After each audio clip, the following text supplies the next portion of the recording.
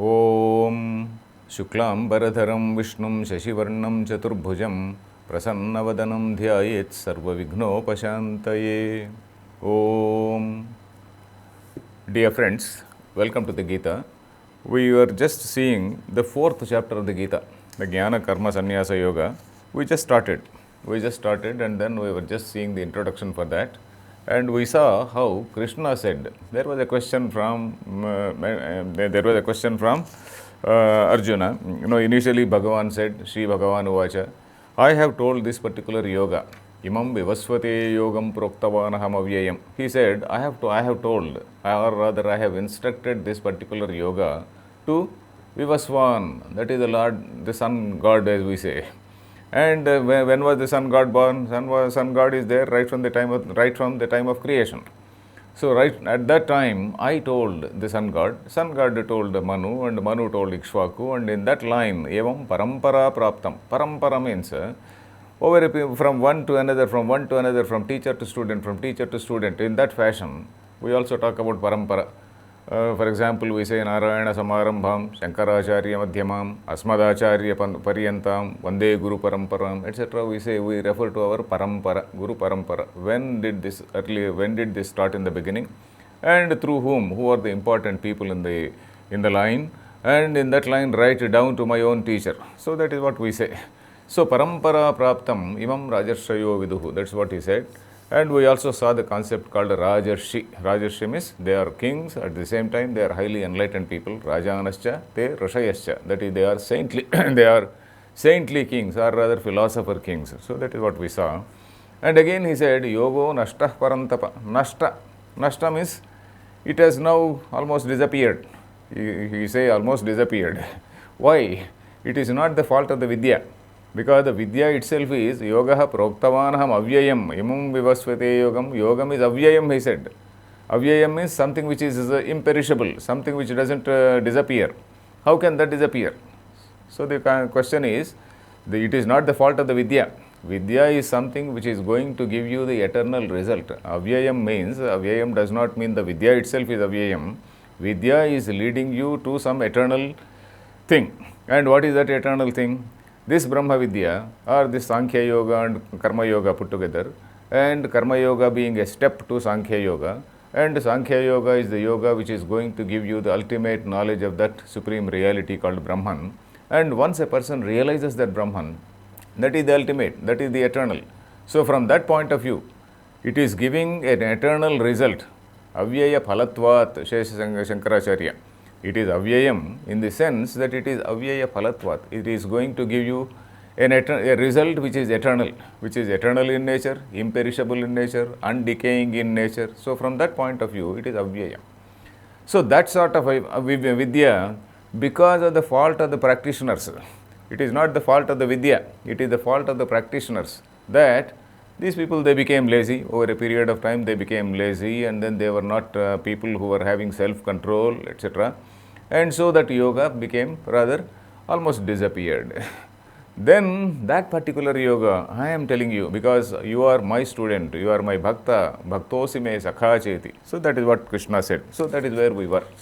I just wanted to give this introduction because this linking up is very important. Then Arjuna had a doubt. Aparam bhavato janma. I think we read this sloka also. Aparam bhavato janma, param janma vivasvataha. Katham chaitad vijaniyam kim tvam adau proktavaniti. That is, you are born now. I am seeing you. I was playing with you in your childhood. I have seen you right from your childhood. You have been my cousin, and we were all playing together. And you are born to so and so, and you are ruling a particular kingdom also. And how do I believe that you told it in the beginning of creation to Sun God? So the question is Arjuna really having a doubt, or whether Arjuna is asking it for some more better clarification? Because all the contemporaries, usually a contemporary will not recognize another contemporary. The posterity may recognize, but the contemporary may not recognize. So the contemporaries do not realize the greatness of people. Some people they do realize, some people they don't recognize. For example, Duryodhana, Dushasana and all these people, they never realized the greatness of and also that particular person who got killed. So all those people, they don't realize the greatness of Krishna. Whereas Dharmaraja realizes, and Kunti and other people realize. Arjuna also is now realizing. Arjuna, of course, he has some realization, but he also wants to know, wants to get it confirmed.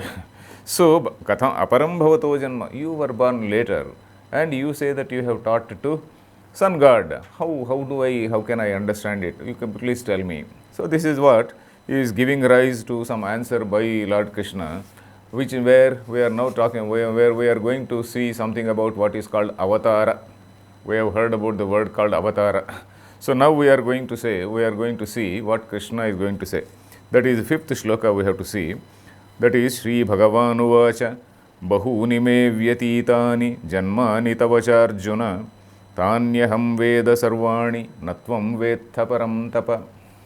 So he says Bahuni, the literal meaning of this shloka is so many lives have passed. Bahuni me vyatitani. So many lives, we had innumerable lives in the past, both you and me. Both you and me had innumerable lives in the past. But I know all of them, but you do not know. So that is what he said.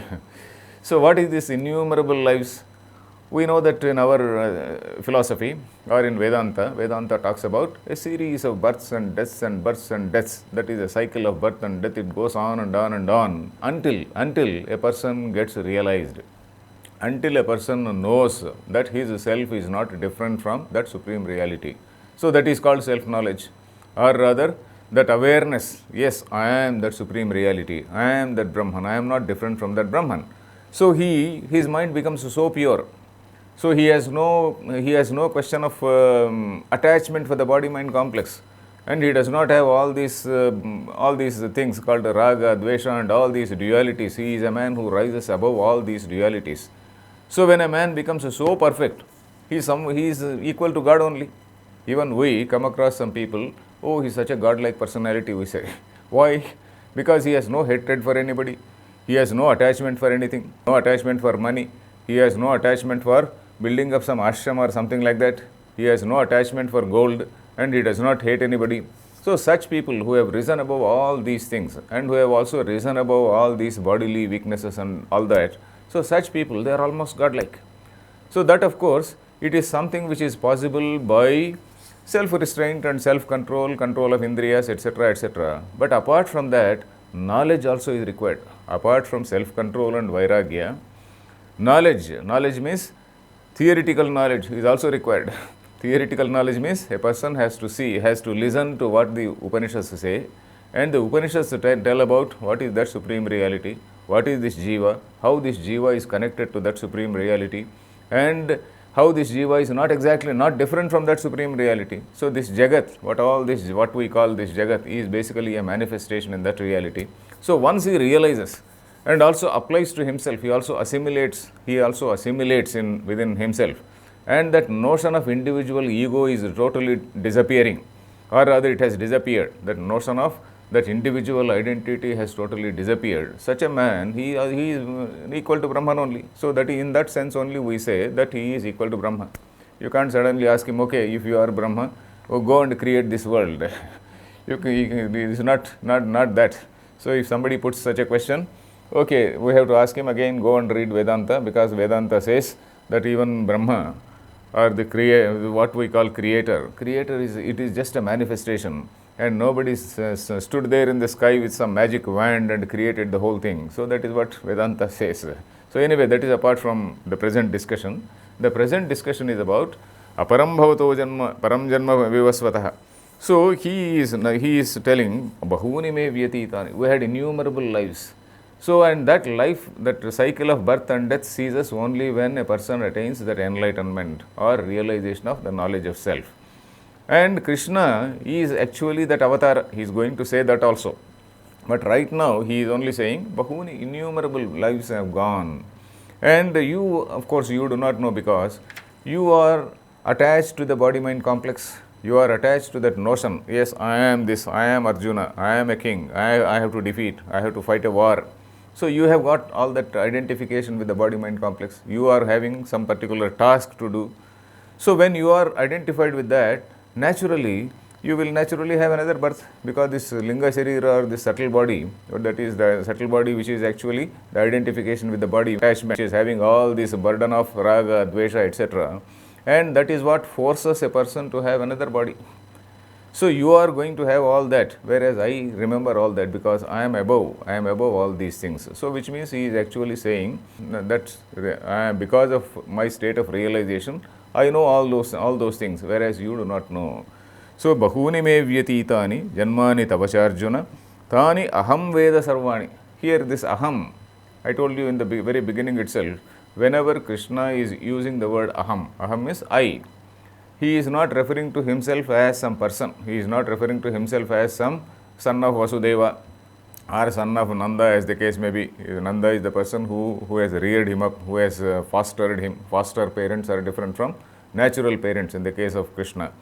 So that we should not think like that. So whenever he is saying I, he is referring to that supreme reality called Brahma. So that supreme reality is something which is not a person. It is just an entity. And that entity cannot speak. It is because if it is a personal God, he will speak. If it is not a personal God, he cannot speak. So as a sort of mouthpiece of that person, of that impersonal entity called Brahma, Krishna is saying. So that is what we have to see. And na tvam vetha parantapa. Tvam is the jiva. And Krishna is talking from the point of view of Brahma, or from the point of view of that cosmic being. And that cosmic being, what we call Ishvara. Ishvara does not mean again Ishvarudu, Parvati and all that. Not the husband of Parvati. Ishvaram is that supreme cosmic being. So that cosmic being, Krishna is telling from that point of view, I am that cosmic being, whereas you are a jiva. You are a jiva having a small individual identity. So you do not know. So that is what he says. Then he is also elaborating more. That is 6th shloka. That is, Ajopi san avyayatma bhutanam ishvaropi san prakrutim swamadhisthaya sambhavamyatma mayaya. There are so many technical terms here in this shloka. If we see this particular, if we just see the dictionary meaning, we don't go anywhere. Ajaha api san. This word aja is again a paribhashika pada, or a technical word in Vedanta. Avyayatma. Avyaya is again another technical word. Bhutanam Ishvaraha. That again is to be explained. Then Prakrutim Swam Adhishthaya. Prakriti is again a word which has to be explained. Sambhavami Atma Mayaya. Maya again is a highly complicated word. So there are so many words here. 6th shloka. The literal meaning is like this. Literal meaning is Ajopi san. Though I am somebody who is having no birth, unborn, which is something which is beginningless. Unborn means, of course, we know that Krishna is born. Krishna is very much born to Vasudeva and Devaki Devi. Then this, how do you say that he is unborn? So we have to see what it means. Ajopi san, avyayatma. Avyayam is something which is undeclining, immutable, imperishable, unchanging, all those things. Then Bhutanam Ishvaraha. Bhutanam means Bhuta. Bhuta means all the beings. Bhuta does not mean Bhuta, Preta, etc. Bhuta means all the beings. Anything which comes into existence is called a Bhuta. Bhu dhatu in Sanskrit. Bhu means to be, to exist. The Sanskrit root bhu means to exist, to be. Bhuta means that which has come into existence. So Bhutanam Ishvaraha means of all the things which have come into existence, of all the beings, not only of human beings, but even right from an ant, right from a microbe, right from some sort of amoeba. All those things, they do have intelligence. Even the bodily, what we call, even the cell is supposed to be having an intelligence, is having some intelligence. Even some microbes in the body, they also have some intelligence. Even we kill, we take some antibiotics to kill bacteria. Even that bacteria has got some intelligence, because they also know how to survive. So that means they also have some intelligence. So intelligence is there in every being, starting from the bacteria right up to an elephant. So, and of course, we don't know much bigger animal than an elephant. Maybe in olden days we had these dinosaurs, etc. But now we only have the biggest elephant is that biggest animal is that elephant. So starting from bacteria right up to an elephant, there is intelligence. So I am the controller. Controller in what sense? all the beings, the so-called living beings, they do have what is called this antahkarana. Antahkarana means the mind which is important. If the mind is not there, we are as good as a dead body. Suppose the mind is not there. When the mind is not there, then what happens? A person is put on a ventilator. That's all. The mind death. So, brain death it is called. Doctors call it brain death. Okay, when the mind is not there, then obviously the man will be there. Man will be just there on a ventilator. So, it is as good as a dead body. So, Bhutanam Ishvara in what sense? So, that Ishvara, that cosmic being, which is also of the nature of that cosmic intelligence is also manifesting in us in a very, very small form. So, that cosmic intelligence is something which is called Sarvagnya, that is omniscient as we call in English. And this is something which is Alpagnya or Kinchignya, we also know a little bit. So, we are not totally zeros, we also know a little bit. So, that is what is called Alpagnya or Kinchignya versus Sarvagnya. So, Bhutanam Ishvara, that particular supreme reality or that cosmic intelligence is reflecting in all the things, in all the beings. So, in that sense, it is what is called Antaryami. There is a word in the Upanishads which is called Antaryami. Antaryami Brahmanam is one particular portion of the text in a Upanishad called Brihadaranyaka Upanishad. In that Upanishad, there is a chapter called Antaryami Brahmanam. So, Antaha Yamayati iti Antaryami. Antaha Yamayati means that which is reflecting in our Antahkarana and that which is making all the beings, all the living beings to know, to function, to fight, to love, to hate, and all the activities are going on because of that. So, that is the reason why we say, if we know the Gayatri Mantra means exactly the same thing.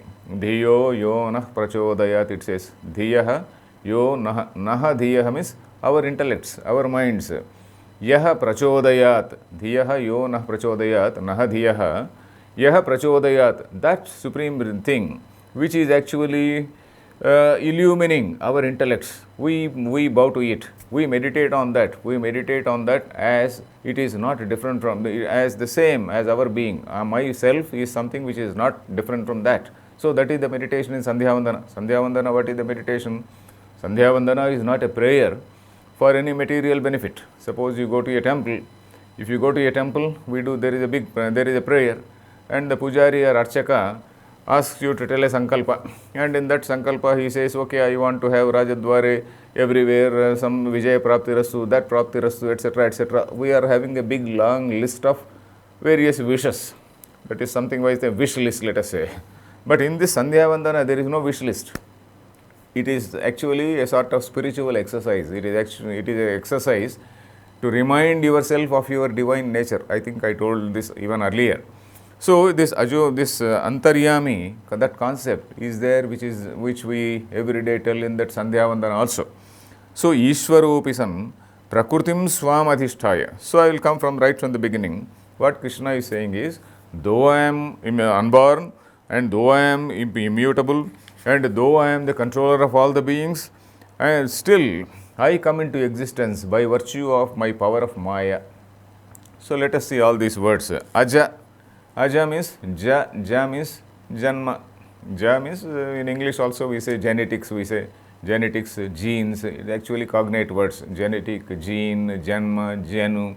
So, not jenu again means ni, genuflect, that is a different thing. So, ja is cognate with that. So, aja means something which is not born. Then how is it not born? That what is actually not born? The only thing which is not born is consciousness. I think I told this also even earlier several times. I need not repeat. The supreme reality is defined as consciousness, existence and infinity. Satyam, Jnanam, Anantam. Satyam is existence, that is infinite existence and infinite consciousness, infinite in nature, infinitely pervading. So, that is how supreme reality. And this consciousness is the only thing which is aja. Aja is what? If you want to know its birth, then you have to account for somebody who is witnessing it. Then who will witness the birth of that person? And who will witness the birth of the other person? X, Y, Z, put all them in a line. Who is witness? So, ultimately you come to a point where, a point of regression, infinite regress, and you can't find out who is the original. So, that means consciousness is something which is always there, which is aja. So, we will continue. Because this avyaya, etc., this a couple of words, prakriti, etc., have to explain further. Harihi Om Tat Sat.